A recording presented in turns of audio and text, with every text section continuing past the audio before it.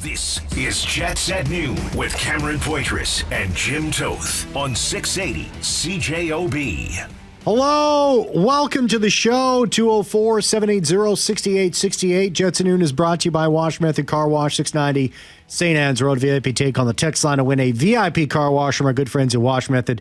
204-780-6868. We'll announce the winner later on in the program as we're coming at you live from the Boston Pizza Studio for gourmet pizza and pasta. Bring the boys and the team. Bring everybody to Boston Bring Pizza. everybody, the whole team. Hey, Jim Toth, how are you? No better place to be if you play mixed slow pitch to go after. Oh, yeah. BP. Sarah McCarthy is a. Sarah McCarthy. She ends up there all the time. Double fist McCarthy every game. Yes. Nothing but bombs and double fists. Yeah. Yeah. You know what? She used to broadcast with us, The fact that she can hit dingers like that, stumbling out to home plate, is very impressive. Absolute bombs. And then calls it a night, gets the Uber because she has to get up and do the news. Yeah. But do you ever work that into your sportscast? Like, by the way, on the side note, Sarah McCarthy went yard 3 times last night. Well, her team won a astounding. They were down by 3, and a guy on her team hit a game-winning walk-off grand slam. Wow. Cleared the bases. Nice. Yeah. Now, So she was pretty excited about that. When I played in BC, in the men's slow pitch league, you're only allowed so many home runs. So if you hit a solo shot, you had to buy a round because that's selfish. Yeah. You have to wait till there's some people on base and then go yard. And there were sometimes I'm like, oh no, don't, oh, I can't afford this. And they're like, selfish, Toth. We got lots to get to on the show. A continued fallout for the Gavin McKenna decision to leave the WHL's Medicine Hat Tigers and play NCAA hockey at Penn State. Very excited to have Jeff Marek, host of the Sheet on the Daily Faceoff, long-time hockey commentator and broadcaster, is going to be joining us coming up after 12:30. Huge into junior hockey. It's I don't even know if it's just an interest. It's an obsession for him. So he's going to have a lot of very strong and very knowledgeable opinions on this, and he'll be joining us after 12:30. So I read, I get my hockey news article every day, every morning, and I read a great article on this talking about how the Western Hockey League will become younger now. Like we were trying to say, how do they survive? And they said, well, they survive by it'll become a much younger league now. And like now it's predominantly 18 years old. Like I think you have to be 18 to leave the province now. Which I'm from, a friend of mine I grew up playing soccer with, Blaine Formeratis, left at 14 to play for before the Brandon Wheat Kings. I think it was a BC team. I forget. I'm so sorry. I should know this. But it was back in the dub days of the early 80s and left as a 14-year-old. And he had some issues being away from home. And Brent Myers played for the Lethbridge Hurricanes. He had some issues. I covered his dad on the Bonnyville Pontiacs. That was my first job out of college, was going to Cold Lake, Alberta, and helping cover the Bonnyville Pontiacs in the AJHL, the Alberta Junior Hockey League. Yep. But I remember Brent Myers was a Lethbridge Hurricane and played and just had some substance problems, like some alcohol issues, right? And because they leave home so young. And so now I think the rule is if you're a Manitoban and you get drafted by the Spokane Chiefs or something, as I understand it, you have to be 18 to leave the province. But if the Brandon Wheat Kings draft you and you're 17 or 16, I think you can, and are good enough, can play for the Brandon Wheat Kings because you're a Manitoban. But same in Saskatchewan. Like you cannot leave the province to go play in Alberta or BC or the States in the WHL unless you're 18. I believe that. So what I read in the hockey news anyway today was that if this continues, this trend of players leaving the dub at 18 to go play college hockey and make money, then it'll become a young stars league again. And that's one of the reasons you and I were wondering how it could survive.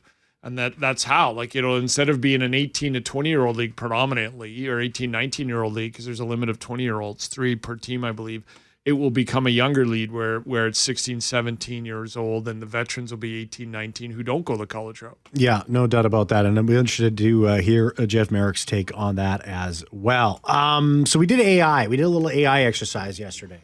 Yes. This was hugely popular. Yeah, no, it got a lot of traction, and so we're doing sort of a sequel to it. Somebody actually reached out to me and said, what would your salary be on AI? And I said, I tried it, and it said, who?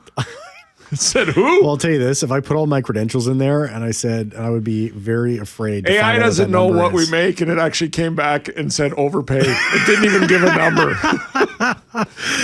But it was interesting because people just started firing off names at us, like Ehlers and everybody else. What are they worth? So this was fun. So, yesterday we did Gabriel Velarde, we did Dylan Sandberg, and we did Morgan Barron. We put it through AI, and what should those contracts be as RFAs for the Winnipeg Jets? So there's also some guys that are, one of a pending RFA at the end of this upcoming season and 2 UFAs that the Winnipeg Jets can sign long-term or they can sign contracts with. Kyle Connor, Adam Lowry, and Cole Perfetti this summer. This is going to be fascinating. So I said, okay, so we've done that. Let's do this. I'm writing it down again because I wrote it down yesterday for Barron, Velarde, and Sam. Kyle Connor, I said 6 years at 9.5. So let's do mine first, and then we'll do AIs. We'll do it just like we did yesterday. You said 6. And if you want to hear what Velarde, Sandberg's, and Morgan Barron's are, download the podcast. You can find it on Apple, Spotify, wherever you find your favorite podcast. Plenty of memorable Jets talks and episodes, as well as special content exclusively found there, so you can take Jets at noon wherever you go, whenever you want. So if you want to catch Velarde, Sandberg, and Barron, go to the podcast. Connor, I said 6 years and 9.5. Now, here's the thing, right? Because I think it's going to be 7. Yeah. Maybe 8. Yeah. Because he's a Jet. And then I also think AI won't have that discount like Scheifele Hellebuck took. Yeah. And I think they will get him for less than the market value. But it's going to be interesting to see what AI says the market value is. So I said 6 years because I would take them 1 year past Hellebuck and Scheifele. So that's why I said 6. Oh, that's interesting. Yeah, that's a great way to look at it too. Lowry, I put 4 years at 4.25. Based on his value as a third line center on this team, the fact that he's a captain, I think he deserves a little bit more. So I'd say essentially would swallow up most of the Nate Schmidt buyout money that's gonna phase out at the end of this upcoming season. So I think 4 years for Lowry at 4.25. And he makes 3.5 now? 3.25. Yeah, 3.25. Okay. Yeah. And and then Cole Perfetti, I had 7 years at 6.25. A little bit more than what Nick Ehlers got recently, but I think that that's a very fair contract given where the cap is going and all that kind of stuff, which I'm not really into, giving people money based on projections and stuff like that. But a little bit of an upgrade into that. 7 years, 6.25. Yeah. That's what I think you should sign. And I think Cole that's Perfetti your for. next Scheifele $6 million deal. Yeah. The previous one where within a year he's exceeding that. So what do you think AI had to say about Kyle Connor? So you have him at 6 years, 9.5. Yes. I have him at 7 to 8 years at 9.5, and I give him 7 to 8 years for that extra $9.5 million. Yeah. To get him. If it's 6 years, Cam, I think you're looking at 10-5. At the end of it, for 6 years, he's only 34. Right. So, I mean, there's still good years there. There's still a nice new contract at the end of it. Look at this year's free agency class and put him on the open market next year. So AI 40 goal scorer, 90-point guy on the open market next year with the cap going up. Oh, yeah. See, but those players don't hit the market. They re-sign with their teams. That's why I think this is going to, I don't know what's going to be dealt with. Except for Mitch Marner. Yeah, except for Mitch Marner. Well, he didn't hit the market either, right? No, technically he didn't. He did not hit the market. Connor, a projected deal, according to AI, 6 years. This says 6 as well, at $9 million AAV. Really? So that provides term before he becomes a UFA. It reflects the rising cap in his ceiling as a 40-goal scorer. So AI has him at $9 million. So 7.1 going up to 9, that's a $2 million per year raise. I just think that he could very easily sit and go, I don't know if he calls him Mr. Cheveldayoff or Kevin, but I'll say Kevin. Kevin, yeah, I can get, and whether you believe it or not, I can get 11 next year. Yeah, he probably could. I could get 11, or I could do the Nick Ehlers and get 10 somewhere that I want to be. If Kyle Connor signs for $9 million, that is at a steep discount. 2 years ago, I would have been shocked. But after Hellebuck and Scheifele, yeah, I mean, your Hart Trophy winner is making $8.5 million for the next 6 years. Mm-hmm. So if they get him at $9 million, I would be surprised. I think it's going to be 9.5. Lowry. So I said 4 years at 4.25. Lowry, what do you have him at? Lowry, I have him at 4.5. Projected deal for Lowry. He's 32 and coming off hip surgery. But I think as captain, I got him at 4. Well, the captain's worth 4.25, but something. I'll give him an extra $250 for being captain. AI has him 3 years, $3.75 million. Only 3-year deal. So let's play this game. Do you think Adam Lowry's ever leaving? No. Like, do you think if he's just like, let me see how the hip goes, I don't want to bet locked into anything, and then it comes down to the summer and they go 3.75, and he's like, I made 3.25. Because I'll be honest, Andrew Ladd was the captain and left over money. Yeah. I don't see Adam Lowry doing that. Honestly, I don't. And I think the team respects him. And my sources at the time were Ladd wanted an extra $1 for being captain. Mm-hmm. And I've already ran through the story where he helped this organization walk into the NHL, and he felt he was owed something for that. So I think the Jets... I don't think Adam feels like he's owed anything. Now, the Jets made it through hindsight, maybe not at the time, it was definitely debated, but in hindsight, they made the right move. Oh, yeah. 100% they did. But I think Adam Lowry, he's drafted, developed in this organization. He's developed into the captain of the team. I don't see them giving him less than Nito Ratter at 4. I think he's going to be 4.25. And I think it'll be maybe a 3-year, maybe a 4-year deal. But I don't think AI. I think maybe that's the value if you put all the numbers together at 3.75. But to this organization, he's definitely worth 4.25. 4.25 is probably bang on because it's more than Nino, and it's the. But I give it 4.5 for being captain. Well, we'll get to Cole Perfetti because this is interesting. We'll get to what AI says the Jets should sign Cole Perfetti to when we come back. Right after the upcoming Sports Minute. And then Jeff Marek's going to be joining us as we continue to unpack the CHL versus NCAA. Don't go anywhere. Jets at noon with Cameron Poitras and Jim Toth on 680 CJOB. So we're asking AI to predict contracts. Cole Perfetti is eligible to re-sign with the Jets this summer. He is an RFA at the end of next season. I said that Perfetti should be given a 7-year, $6.25 million deal, somewhere around there. Yeah. AI gave me its projection. It's not a he or a she, it's its projection. 2 years at 4.5. AI says to bridge Perfetti for 2 more years.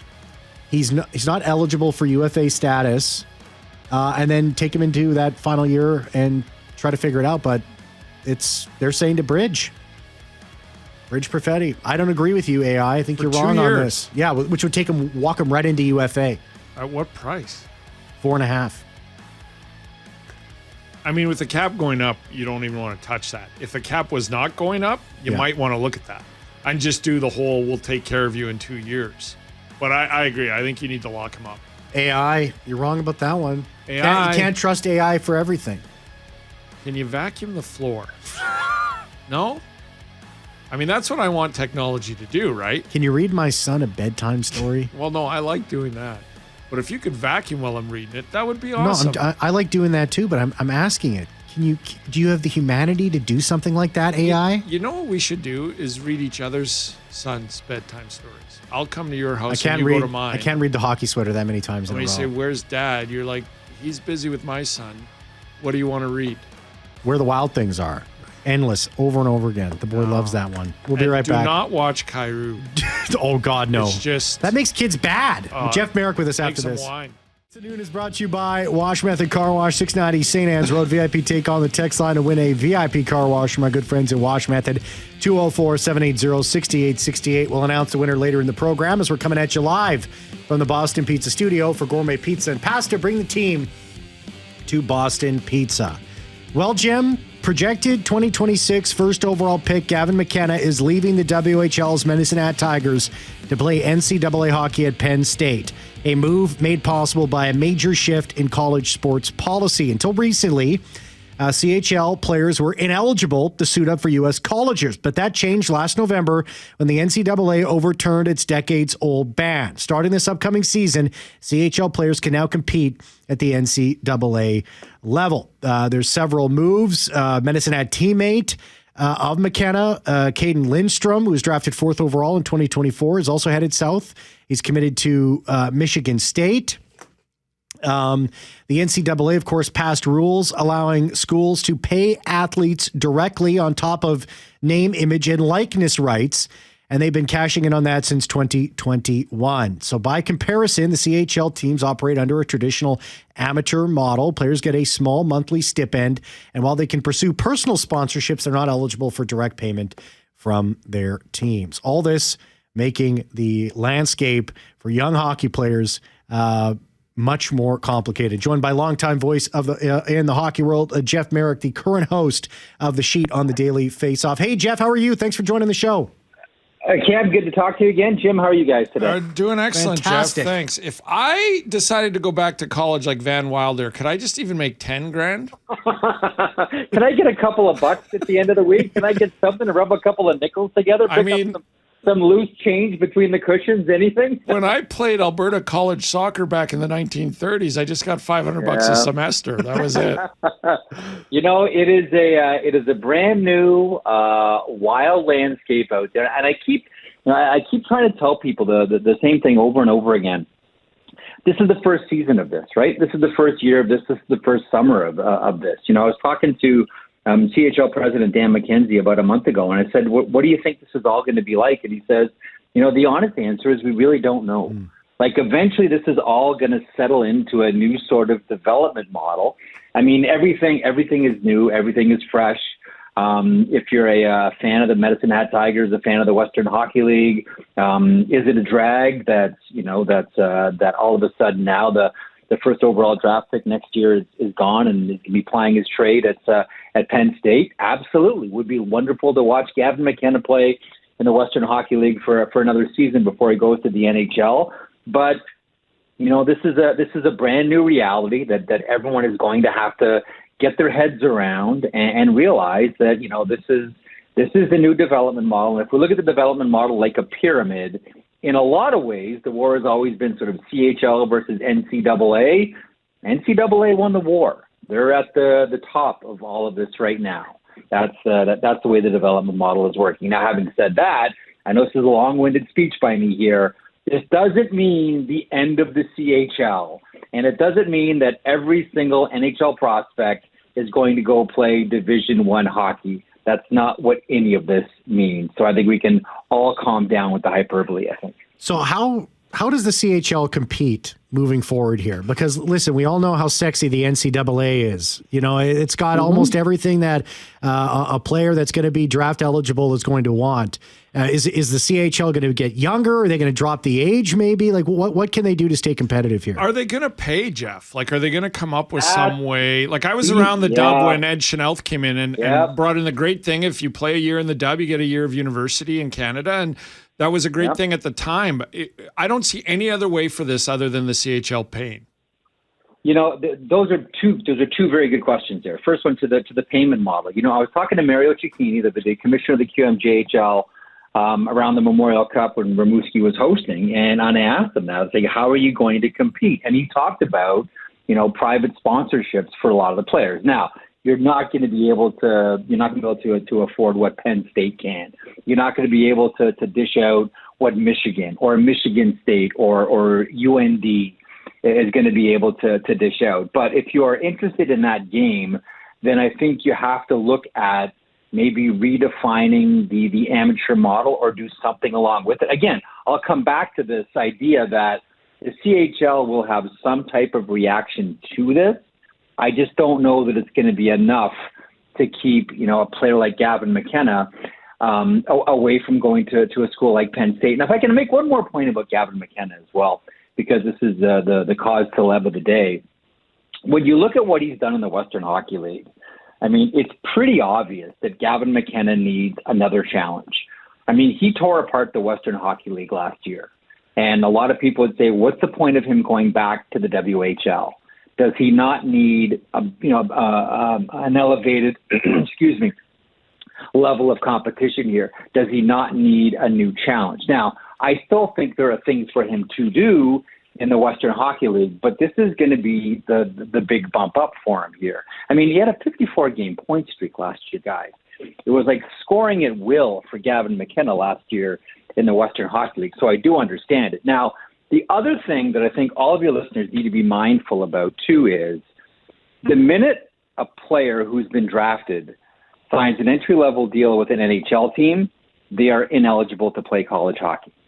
So, for example, just from this most recent draft, Benjamin Kindle, who plays with the Calgary Hitmen, he just signed an entry-level deal with the Pittsburgh Penguins. I know that there were Division I schools, I believe Michigan was one of them, that were hoping to get him into their program. That obviously can't happen now. Lyndon Lakovic as well, Moose Jaw Warriors. He signs an entry-level deal with the Washington Capitals, so he can't go. He can't go play Division I. Jake O'Brien of the Brantford Bulldogs of the OHL, he signs his entry-level deal with Seattle. He's now ineligible to go play Division I. So it's not as if, and listen, if Michael Misa signs with the San Jose Sharks, he's either playing in San Jose or he's going back to Saginaw. If Porter Martone signs with the Philadelphia Flyers, he's either playing in Philadelphia or he's playing back in Brampton. There's no middle ground there. So it's not an automatic that all the top players in the CHL are going to automatically go to Division I, because there is still the reality that if you sign an NHL contract, you can't go and play college hockey. Is it going to get younger, the CHL? They're going to drop the age? I don't think they'll drop the age. But one thing, and I'm glad you brought me to this point, there's one thing that the CHL has done, and we saw evidence of it last week, and that is they raised the import level. You can, instead of carrying 2, you can now carry 3. And there's a full expectation that a lot of those players that were drafted at the CHL import draft last week will sign and play next year with their CHL team. And that is going to be, and this is, again, we go to the trickle-down. So what's the trickle-down impact? The league that gets hammered with that is the USHL. Now the USHL is going to lose a lot of their premium Europeans to various CHL teams. So Division I takes from the CHL, CHL takes from the USHL. So I don't think that the CHL is going to make their league younger. I don't think it's going to be like a 15 to 19 league. I still think it'll be 16 to 20. I think you'll see more Europeans though playing in the CHL, and a lot of, and specifically Canadian kids that had always wanted to keep their college eligibility open, so went and played in the USHL, now can go play in the CHL and still go and play Division I. So guys, Canadian, they were going to leave anyway to go play Division I. Now instead, the Adam Fantillis, Macklin Celebrinis will at least have a stop in the CHL before they go play college. And so, Jeff, let's clarify this too, because the listener's getting back to me. I said, I think you have to be 18 to leave the province to play in the dub. He's saying no.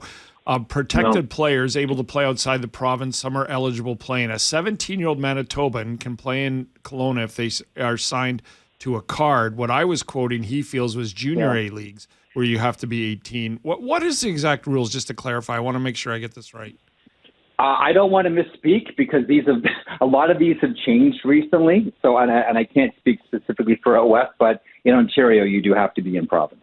That's where I live. I don't want to misrepresent any of the Yeah, no, and even the texter said that's not 100% sure, but that's how things were a few years ago. And I think that's the issue is I'm going off that too, but things probably have changed since 3 or 4 years ago. So if and a lot of this, guys, like a lot of this is going to change. Like the CHL will react to this in some fashion. Like make no mistake, like Gavin McKenna going is a major blow to the CHL. Make it as a major blow to Medicine Hat. It's a major blow to the Western Hockey League. It's a major blow to the CHL, period. There will be some type of reaction for this. And I will tell you this.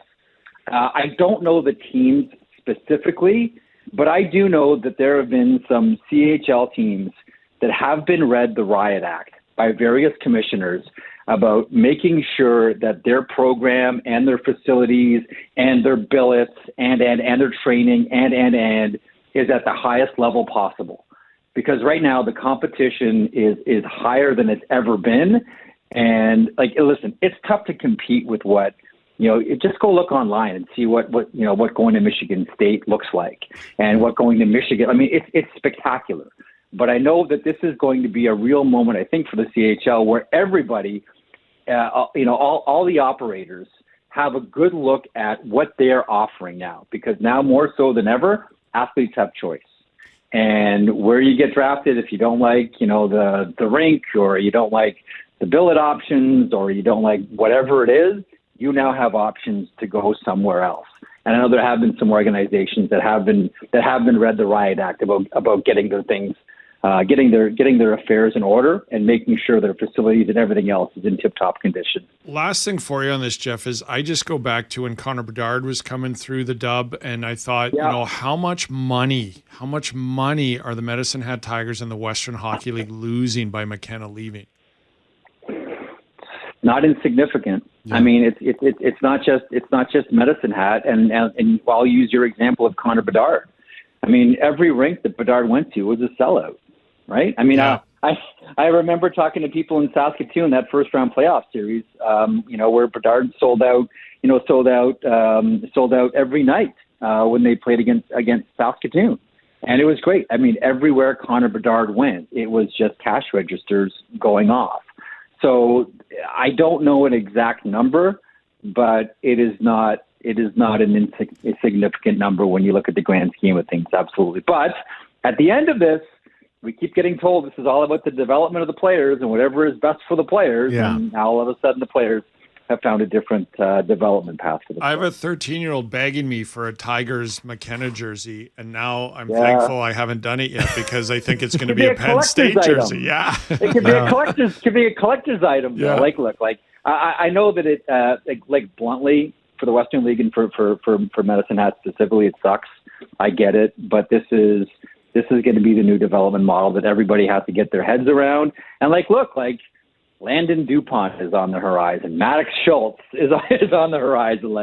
Don't think that this is going to be the first and last of this. This is a new reality that we all have to deal with here. Jeff Marek, host of The Sheet on Daily Face-Off, a longtime hockey commentator, broadcaster. Jeff, thanks so much for joining us. Really appreciate it. Buzz back anytime. Always a pleasure, boys. Absolutely. Great stuff, take care. Jeff. All the best. 204-780-6868, 204-780-6868. I'd like to fast forward 5 years and see what's going on because I want to see how the CHL is going to respond. I mean, I think the CHL is going to survive. Without a doubt. Absolutely. I would think it is in the Western, but it's just going to be different, right? Like this high-end talent that comes through. And I mean, let's be honest. There's another McDavid coming through the O. There's another McKenna Bedard coming through the Dub eventually. Yes. But what they do at this point, and I don't begrudge them this, right? I don't know what to do if in 5 years you can play 72 games. And that's the one thing they have going for them, right? If you want to play more, the other Hockey News article I read this morning about this said the WHL will become a goalie league. Goalies play 30 games a year in college hockey.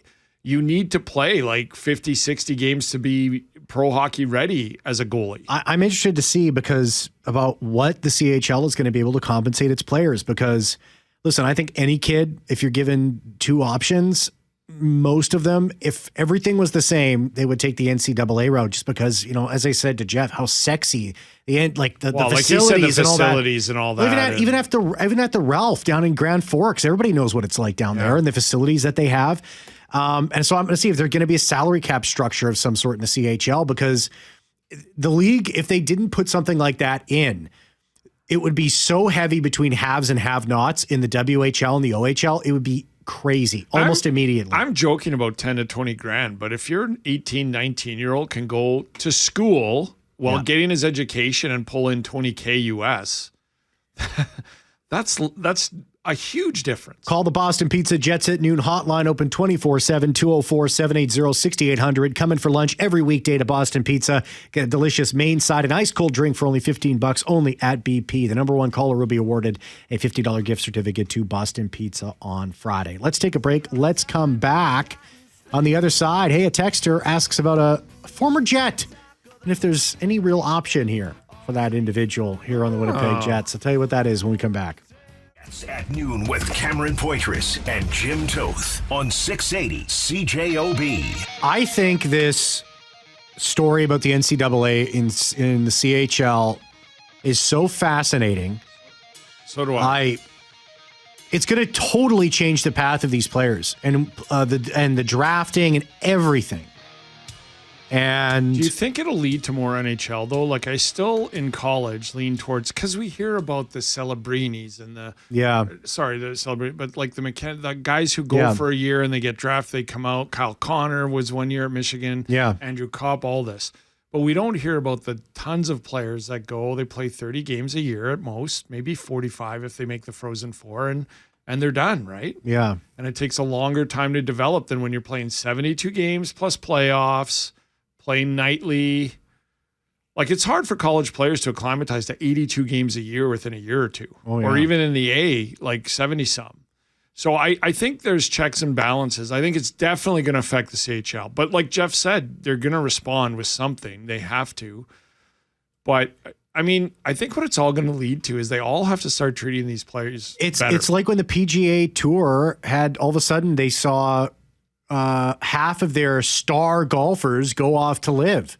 And where do you see live? You see it anywhere? It's nowhere. But who cares? The players are making well, where are their games? $100 million. Somebody asked me the other day, are you a Dustin Johnson fan? And I said no. And they're like, how's he doing? I go, I don't know. I don't know. And that's what Tiger's point was about live. When you get the money up front, where's the need to compete? Where's the need to get better? I'm not saying Dustin Johnson's not practicing and doing all this stuff, but his game isn't where it should be, or is it? Miss your chance. Get your thoughts on the show today. Call the Boston Pizza Jets at noon hotline, open 24/7, 204-780-6800. Coming for lunch every weekday to Boston Pizza. Get a delicious main side and ice cold drink for only $15 only at BP. The number one caller will be awarded a $50 gift certificate to Boston Pizza. We only got about 30 seconds here, but the Rob texts the show and says, what is Roslovic's worth? Jack Roslovic, of course, was drafted by the Jets. He slots him in between Taves and Scheifele at center on this team. What is his worth? Ask AI. Look, this is interesting, right? And the only reason I say it's interesting is because I remember he came back through with Carolina or somebody, and Sean Reynolds was saying this, I believe, on Kenny and Rennie, or even to me in the press box. But Roslovic had a kind of, remember he asked for a trade, right? Yeah. He kind of had the old, I really miss it here, and I took for granted some, like he just had been humbled a little bit. So, I mean, I wonder, right? Like, would they be interested in that, or just because of the trade requests and everything, if they're like, no, we're good? And I don't think Jack's like a high-end second-line center. Yeah. We'll wait and but see. I do remember him saying, like, looking back at his time here, that he had been humbled a little bit, and we'll wait. He had 39 points in 81 games last year, 22 Another goals. time, I'll ask. Anyways, Jim Toth, take you all the way till 2 o'clock. Thank you very much to Jeffrey Fortier for producing the show. See ya.